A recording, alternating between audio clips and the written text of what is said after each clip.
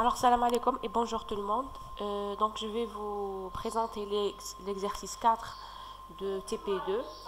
Donc, on considère une entité adresse décrite par un numéro, un nom de rue, un code postal et une ville. Donc, on considère une entité adresse. Une entité, c'est-à-dire une classe. Adresse, c'est le nom de notre classe. Donc, si vous remarquez, le nom de la classe commence par une lettre majuscule. Donc, c'est une classe. Une entité, c'est-à-dire une classe. Donc, on considère une entité adresse décrite par un numéro, rue, code et ville. Donc, ce sont les attributs de la classe adresse. Code et ville. La première question, donner une implémentation de l'entité adresse. Donc, donner une implémentation, c'est-à-dire la réalisation ou bien la programmation de la classe adresse. En donnant la possibilité de retourner ou de modifier n'importe quel champ de l'entité par des méthodes définies dans la classe, c'est-à-dire les getters et les setters, c'est-à-dire que en donnant la possibilité de lire et de modifier les attributs de la classe entité en utilisant des méthodes getters et setters. Définies dans la classe, prévoir une méthode d'affichage, c'est-à-dire en plus des getters et setters, on doit ajouter une méthode d'affichage qui permet d'afficher une adresse, à savoir le numéro, donc le nom de rue, le code postal et la ville. Alors, pour moi, j'ai déjà créé le projet. J'ai nommé le package EXO 4 adresses et j'ai 3 classes. Donc, on commence par la première classe qui s'appelle adresse. Donc, voici. Donc, la classe est dans le package EXO 4 adresse. Donc, avec la même façon de l'exercice 3 que je viens de présenter. Donc, c'est les mêmes étapes. Qu'est-ce qu'on a? Public class adresse. Nous avons numéro de l'adresse et le code qui ont un type int et qui sont private. Nous avons rue et ville qui ont un type string et qui sont private. Donc, voici les 4 attributs qu'on a dans l'exercice. Maintenant, nous avons un constructeur.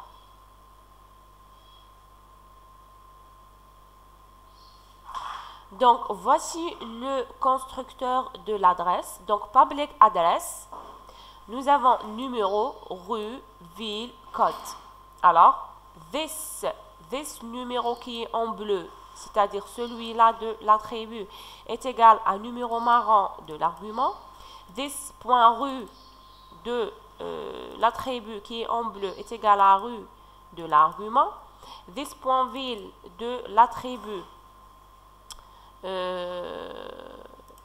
est égal à ville de l'argument en marron et la même chose pour le code. Donc, comme j'ai déjà expliqué dans l'exercice 3, comme les attributs et les arguments ont le même nom, donc je suis obligé d'utiliser le mot-clé this pour faire la différence entre attributs et arguments. Maintenant, pour les getters et les setters, donc j'ai get numéro qui permet de retourner le numéro avec un type de retour int. Set numéro qui permet de prendre en argument le numéro. Donc, ajouter un numéro à l'attribut numéro. Retourne void, elle ne retourne rien. Donc, this numéro est égal à numéro parce que l'argument de la méthode numéro est égal à l'attribut. Donc, c'est la même chose pour rue. Donc, nous avons get rue et set rue. La même chose pour ville. Nous avons get ville et set ville. Et la même chose pour code. Nous avons get code et set code. Donc, voici nos méthodes de getters et setters qui permettent de manipuler les attributs de la classe adresse vu qu'ils ont une visibilité private. Alors, pour la méthode d'affichage, donc qui s'appelle afficher, on n'a rien comme argument et elle ne retourne rien. Donc, juste un message d'affichage, donc numéro, rue, ville et code. Voilà. Donc, on a terminé avec la première entité adresse. Maintenant, pour la deuxième question, donc créer une entité citoyen, c'est-à-dire une classe qui s'appelle citoyen, décrite par un nom, un prénom et une adresse. Donc créer une entité citoyen décrite par nom, prénom et adresse. C'est-à-dire, on a trois attributs dans la classe citoyen. Pour les méthodes de la classe citoyen, on demande de définir uniquement le constructeur et une méthode d'affichage. C'est-à-dire, ici, on demande seulement de définir le constructeur et une méthode affichage affichée qui permet d'afficher les renseignements d'un citoyen, y compris le nom, le prénom et l'adresse. Ici, si vous remarquez uniquement, c'est-à-dire on n'a pas le droit d'ajouter les getters et les setters, seulement constructeur et une méthode d'affichage. Alors, citoyen, toujours la classe citoyen appartient dans le package EXO4 adresse, donc public class citoyen. Nous avons dans la classe citoyen les attributs nom, prénom de type string qui sont private et nous avons l'adresse ADR de type adresse qu'on a déjà défini ici. Voilà. Maintenant, pour les constructeurs, qu'est-ce qu'on a? Donc, on peut utiliser soit ce constructeur, soit ce constructeur. Donc, pour le premier, nous avons citoyen string nom, string prénom et adresse ADR. Donc, nous avons trois arguments et on initialise nos attributs nom, prénom, adresse par nom, prénom et adresse. Ou bien, on utilise le deuxième constructeur. Donc, citoyen, nous avons nom, prénom, numéro, rue, ville et code. Donc, this nom est égal à nom. On va initialiser le nom et prénom. Pour l'adresse, pour initialiser l'adresse ADR, qu'est-ce qu'on va faire? On va créer un nouveau objet de type adresse et on va appeler le constructeur adresse avec numéro, rue, ville, code et ce constructeur sera exécuté afin d'initialiser ces quatre attributs. Et voici la méthode affichage qui permet d'afficher un citoyen, y compris le nom, le prénom et l'adresse. Pour l'adresse, donc, on va appeler bien sûr la méthode affichée de la classe adresse. Donc, on va utiliser un objet ADR, le voici, de type adresse pour appeler la méthode affichée et qui permet d'afficher l'adresse d'un citoyen qui est représenté par numéro, rue, ville et code. Donc, on a terminé par la deuxième question. Maintenant, on passe à la dernière question. Donc, écrire un programme qui crée un tableau C. Donc, le tableau, il s'appelle C. De 10 citoyens. Donc, pour moi, je pense que j'ai appelé le tableau CT. Comment j'ai appelé? Ah oui. Pour moi, j'ai appelé le tableau CT en minuscule. Qui contient 10 citoyens et affiche ensuite tous les citoyens avec nom, prénom, adresse habitant dans une ville V donnée. C'est-à-dire que on doit créer un tableau qui s'appelle C de type citoyen. Il contient 10 cases, c'est-à-dire que chaque case contient un citoyen, donc chaque case contient nom, prénom et adresse, et cette adresse contient numéro, rue, ville, code. Donc, chaque case de tableau CT contient nom de citoyen, prénom de citoyen et l'adresse de citoyen qui contient numéro, rue, ville et code. Ensuite, on vous demande d'afficher tous les citoyens habitant dans une ville V donnée. Alors, on commence. Donc, toujours dans le même package. Donc, ici, j'ai appelé ma classe qui permet d'exécuter le programme par main. Regardez, le M en majuscule.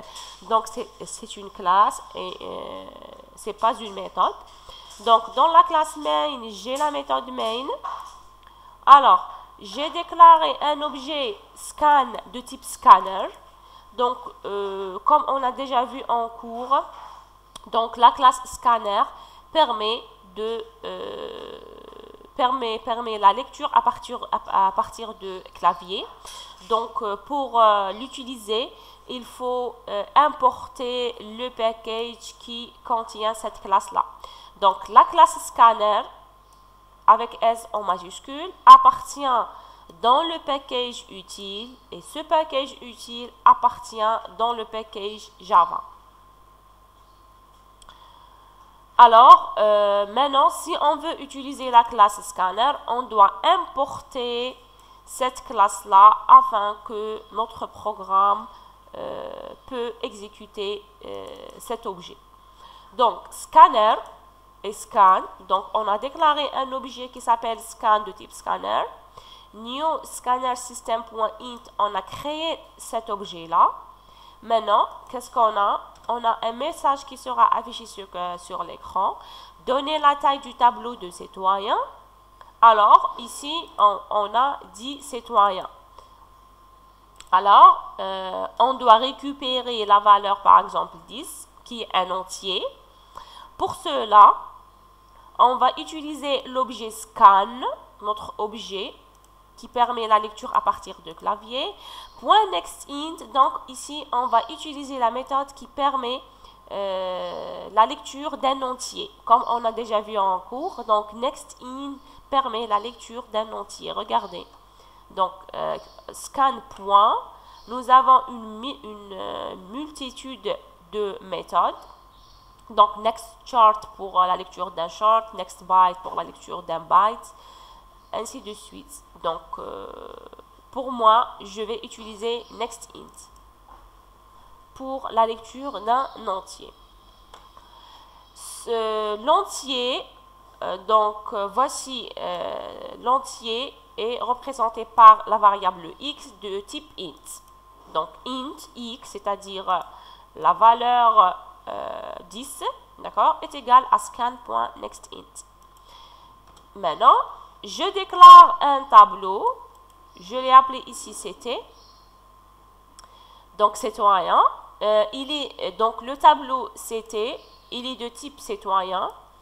Donc, citoyen de crochet vide, c'est-à-dire, je viens de déclarer un tableau de type citoyen. Voici le nom de tableau.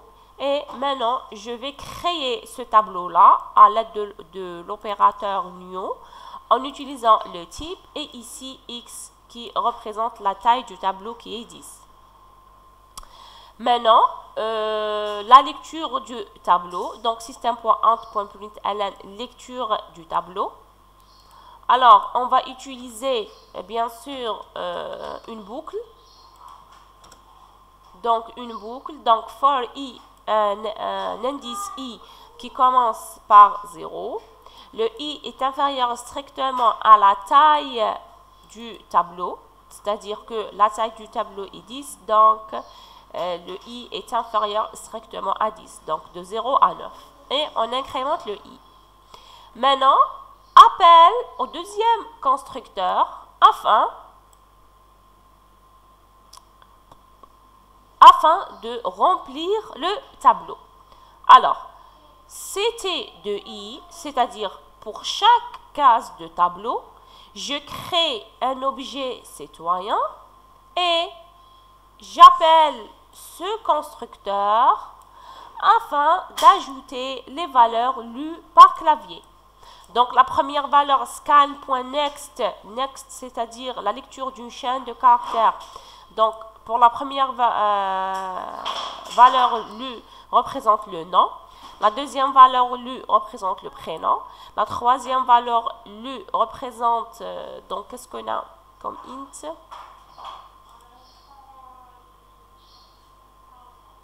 Oui, donc nom, prénom, ensuite l'adresse. Et l'adresse est définie par numéro. Donc, c'est le numéro. Ensuite, la rue. Ensuite, la ville. Et ensuite, le code. Donc, c'est int. Alors, c'est bon. Jusqu'à maintenant, on a rempli notre tableau CT.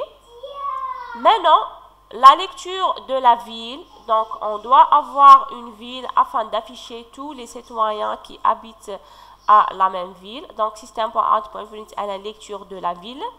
Alors, pour la ville, elle est de type string. Donc, j'ai déclaré une ville de type string.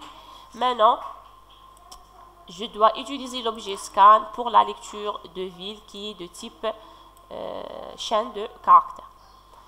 Alors, maintenant, je contrôle si cette ville-là est, ou bien je contrôle afin d'afficher les citoyens qui habitent dans la même ville. Pour cela, je parcours le tableau. Voici, donc for int i est égal à 0 jusqu'à la taille, jusqu'à 9 et plus. Maintenant, on fait quoi? Donc, if la ville .equals, c'est une fonction qui est déjà définie, qui permet de comparer deux chaînes de caractères. Donc, si cette chaîne de caractères est égale à cette chaîne de caractères, donc, on a un true. Sinon, si ville est différent par rapport à cette chaîne de caractères, donc on aura false. Donc, on dit if ville.equals, equals de quoi? Ct de i. Donc, Ct de i, c'est-à-dire on va accéder à la première case, par exemple, de tableau. Donc, on accède case par case. Donc, Ct de i permet d'accéder à une case de tableau. Maintenant, une fois on accède à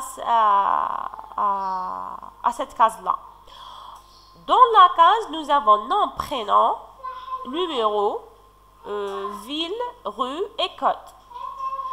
Alors, si on accède par citoyen, donc citoyen, nous avons nom, prénom et adresse qui est ADR. Donc, dans citoyen, nous avons nom, prénom et ADR. Donc, je vais accéder à ADR. Mais, regardez, j'ai une erreur. Pourquoi cette erreur-là? Parce que, ici, au niveau de citoyen, j'ai déclaré ADR comme private. Donc, c'est un attribut privé. Je ne peux pas accéder à cette à cet attribut-là directement à partir d'une autre classe parce qu'il est privé. Et donc, pour accéder à cet attribut-là, je dois utiliser les méthodes getters et setters. Par contre, au niveau de l'exercice, il demande de ne pas utiliser les getters et les setters. Donc, comme solution, je dois modifier le type de visibilité de cet attribut-là de private vers protected afin qu'il soit visible dans le main. Voilà. Donc, on n'a pas... l'erreur a été corrigée. Alors, j'accède à ADR. Voilà. J'accède ici à ADR. Ensuite, à partir d'ADR, j'accède à la méthode getVille qui se trouve ici dans la classe adresse getVille pour retourner la ville de la case Ct de i concernée. Donc, si ville est égale à ville de citoyen numéro i, alors je vais afficher ce citoyen-là. Comment? Je déclare un objet C de type citoyen. Je crée cet objet-là avec CT de I nom, prénom et adresse. Et j'affiche le citoyen en utilisant la méthode afficher qui se trouve dans citoyen. Donc, j'affiche le nom, le prénom, l'adresse. Et pour l'adresse, je vais utiliser la méthode afficher de adresse. Maintenant, c'est la même chose. J'ai une erreur pour le nom et prénom de citoyen. Ici, parce que nom et prénom sont privés. Donc, je dois utiliser protected. Donc, protected, c'est-à-dire que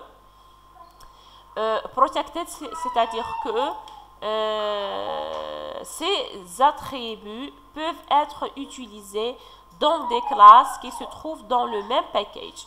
Donc, la classe mail se trouve dans exo3 adresse et la classe citoyen se trouve dans l'exo3 adresse. Donc, ces trois attributs sont utilisables par la méthode mail.